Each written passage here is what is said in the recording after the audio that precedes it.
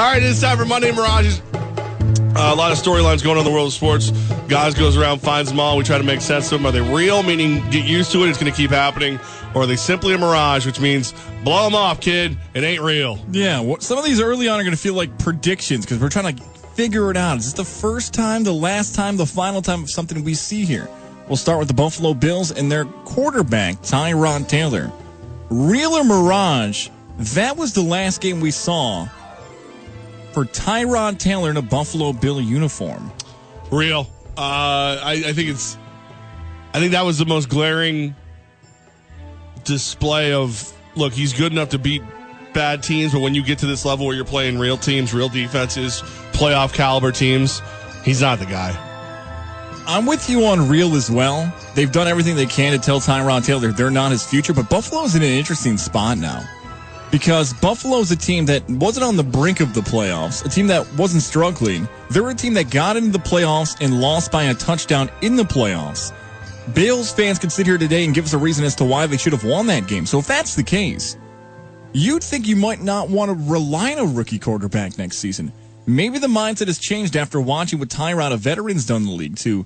Instead of it being a quarterback in the draft, maybe they look at a Kirk Cousins, an Alex Smith, although he didn't get Kansas City over the hump, somebody else. But interesting, we mentioned that. Real or mirage? We watched the last game for Alex Smith with the Kansas City Chiefs. Also real, my friend, because they are going to go to him and say, hey, look, would you like to back up Pat Mahomes? And he's going to go, I would like to be released. And they're going to let him go, and he'll be the starting quarterback, either the Bills or the Jets or the Cardinals would be a nice place for him. And it's nothing bad about him. I mean, he is what he is. He is a starting quarterback in the NFL. But he doesn't have the arm strength for what he needs in this Andy Reid offense. And he'll have a chance to probably be better wherever he lands, especially if it's like in Arizona or with the way Buffalo's going. Hand that ball off to LaShawn McCoy a couple times a game. Have a good time. Yeah, the arm strength is what kills Alex Smith all the time because people forget Alex Smith was really the first quarterback at a high level that ran the spread offense. It's not RG3. It's not Mike Vick. That was Urban Meyer coaching Utah. Alex Smith's one of the fastest quarterbacks in the NFL when it comes to being mobile. But that's not enough to get you over the top. That's this whole Tyrod Alex Smith thing. If you're a Chief or a Bill fan, you wonder if you want to switch there, but are you almost getting the same quarterback in return? That's what's going to be so difficult for both franchises. Again, real, they want Mahomes as their future. Buffalo's still trying to figure out their future. Well, future matchups along the line involve the NFC playoffs. Real or mirage, the New Orleans Saints should now be considered the favorites to win the NFC conference, well, the NFC. I'm going to go Mirage. I'm going to stay with Minnesota until I see them play. I think the Saints played really, really well, but Carolina's defense wasn't very good in the first half. You get the concussion. Poked in the eye by Cam Newton. Carolina did not look like they were full blown themselves, and they had a chance to win that game. I mean, every little mistake you can make, instead of just batting the ball down on fourth, you catch it and lose 18 yards, stuff like that. They by no means played a perfect game. I would actually I think the Saints are third for me. That's how Mirage it is. Sean Payton caught a good break, too, by the way, in that game. If Carolina goes down and scores, people are crushing Sean Payton today about why are you not punting the football? Why are you not trying to draw Carolina off sides? Instead, they get stuffed. They try to run a passing play with Brees, as you touched on there. The interception happens later on. I had said on Friday's show that if it wasn't going to be Carolina for me, it was going to be the winner of Carolina versus New Orleans. New Orleans won the game. Therefore, for me, the answer is now real. I consider the Saints to be the favorite, maybe more so than anything because of the quarterbacks. I give Matt Ryan's won an MVP. He almost won a Super Bowl last year. But give me Drew Brees over Case Keenum and over Nick Foles. And what Brees is able to do with the running game, boy, that's a really good team. Teams that's balanced, the New Orleans Saints. Sounds like you're talking about the Falcons, too. Oh, well, interesting you bring up the Falcons. Real or mirage? The Philadelphia Eagles should be an underdog against the Atlanta Falcons. That's real, man. The Falcons are looking a lot like they did last year. We heard a lot about a Super Bowl hangover this year.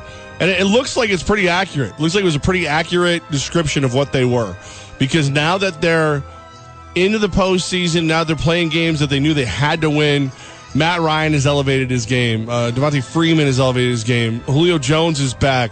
But most importantly, that defense is playing at a higher level again. Falcons are most likely going to go into Philadelphia and win that game. Man, that's a really good answer. And the reason I say that is because I'm trying to wonder, like, okay, if I go Mirage, the Eagles should not be the underdogs. Why should the Eagles then be the favorite? And I sit back and think, like,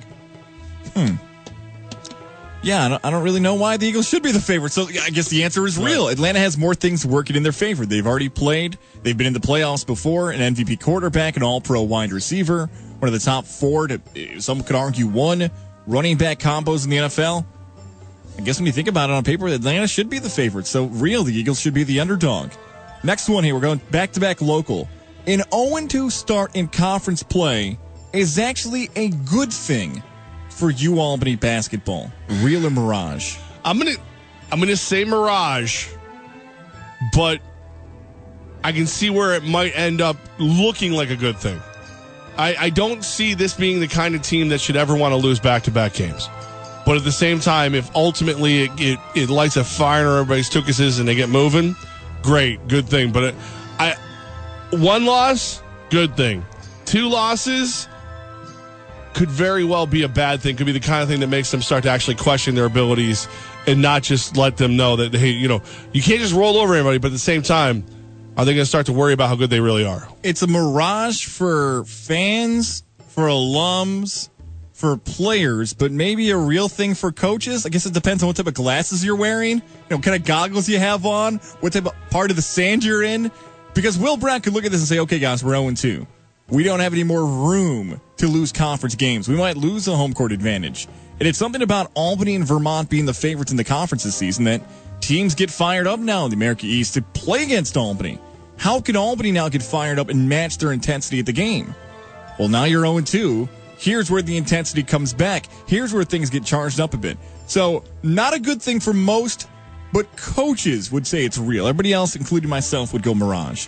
The next one here, Nico Clarith, Real and Mirage, plays another game for the Siena Saints. I thought he was done last year when he vanished, but Jimmy was able to piece it together and break bread and get it done. I'm going to say Mirage. I don't think he does. I think this is it. I mean, when it's not just abandoning your team, it's 2 years in a row of abandoning your team. It's clearly questioning the coach's decisions, and then have your mom go call out Patsos and the organization of Siena online. I'm going to go, he never plays for the Saints again. I'm with you on this, too. I go with Mirage. This one feels a little bit different than last year. Last year, they called it an absence. He's going to take a step away from the program. But this feels like, okay, we're not winning again. We're in the same spot we were last season. Do the coaching staff, the administration, does everyone there with the basketball staff want to deal with this again? Do they want us, like us in the media here, that instead of us talking about a win against Canisius at the buzzer and a good performance by Jordan Heron hitting that shot, oh, we're going to talk about Nico Clarith again. Well, we just beat Canisius. Canisius might finish as a top 3 team in the MAC with a really questionable conference this year in terms of who's the favorite. And the media is going to focus on this? We don't want this for Siena basketball. We don't need this. I lean towards Mirage as well. I got a couple more here for you. No matter the result of tonight's national championship game, Nick Saban is the greatest college football coach of all time. Real or Mirage? I always try to respect history, but it's hard to go against what you've seen with your own 2 eyes. So I'm going to go real. I've never seen I've watched the game of college football change dramatically in my lifetime, and I've watched him adapt to it as it changed. He's winning at a time when every school can recruit the way other coaches could back in the day. I'm going to say real. I think he's the best. I don't know if I have an example in my lifetime where a coach rebuilt a program and kept the program consistently good. And for that, the answer is real. Bill Belichick's right there, but Bill Belichick struggled at a time with the Cleveland Browns. That's a part of his history. One of the great NFL coaches, if not the greatest of all time, but that is on his legacy. Nick Saban, by the way, is also part of that staff. You look at another coach and you think, okay, what about the Joe Paternos and Bobby Bowdens? Great coaches in their due respect, but national championships favor Nick Saban. He built Alabama back to what it was. He continues to keep them great in a competitive SEC. Not just college football, but maybe all sports the past 30, 28, some odd years. Real. The answer's real. We just touched on this. Luke Walton and Lonzo Ball, Real and Mirage, they're both going to be Lakers next season. Walton and Lonzo. I'm going to say real. I don't think they give up on Walton yet. And I don't know who wants Lonzo enough to make it worth trading him yet. So I'll say real. They're both Lakers next year. I feel like they have more faith in Luke Walton than Lonzo Ball, though. I go real, but I'm curious to see, what if the Lakers go 30-52 again? They're just going to bank on the free agency and say, LeBron will come. Paul and George will show him. Well, they've been bad for 5 years. Just because they're the Lakers, they're going to get good again? I can hear Laker fans saying, yes, guys, yeah, that's how it'll happen. But I'm going to go real, but Luke Walton more so likely to leave than Lonzo. Last one here, Levack. You, my friend, will see at least one Academy Award nominated movie this month. You will go to the movies, you'll buy the popcorn, you'll watch a movie that's nominated for an Oscar. Real and Mirage. I don't know who's nominated. We don't know who's nominated yet, so that's an interesting point you bring up. You have seen Get Out already. Yes. So you might be able to do that. But once the nominations come out, I think if I'm not mistaken, this week, are you going to be one of these people who said, I got nominated for an Oscar, now I have to go see it? Or you just want to see movies you like? I just see movies I like. As a matter of fact, I'm less likely to see them when they're nominated for Academy Awards. Why is that? Because usually those movies suck. Usually those movies are so focused on getting the award. Like, there's certain tricks they do. Like, let's take a beautiful woman and make her ugly. That one always works. Let's do, Let's cripple somebody. Let's cripple somebody. Let's make Levack cry. I don't want to cry. If I want to cry, I'll look at my own life. I don't need to look at that. I don't need to spend $20 plus popcorn. Real for me, because I want to see The Post so bad. You've got Steven Spielberg, Tom Hanks, and Meryl Streep in one movie. You should see gotta see it. Insidious Chapter 4. We saw that Saturday. I don't think that's going to get nominated for an Academy Award. Which is what's wrong with the world. It's the best Insidious yet. It really is. Special effects are good. The best Insidious ties yet. all the other movies together. Some good jump scares in there. I have so many movie passes. That's all anyone got me for Christmas is movie passes. I mean, I like the movies. I got spoiled last year when CrossFit Kringle got us a free movie pass for like a year. I mean, I'm willing to take those off your hands. No, I need those. Should I be like the Oscar snob this year? Like later on this month, like be what's the Adnan Virk? See all the movies. Go see Shape of Water. That already got a reference today. Go see the movie about the billboards. That's like the Shape of Water is like, I want to see the billboard one. I was so into the Golden Globes yesterday. 3 billboards outside of buildings. Yeah, they look like some great actors. I was so into the Golden Globes yesterday. I bought YouTube TV just to get the NBC live stream and then canceled it right after the Golden Globes. I was into it. I had to see. I had to stay up on the pop culture.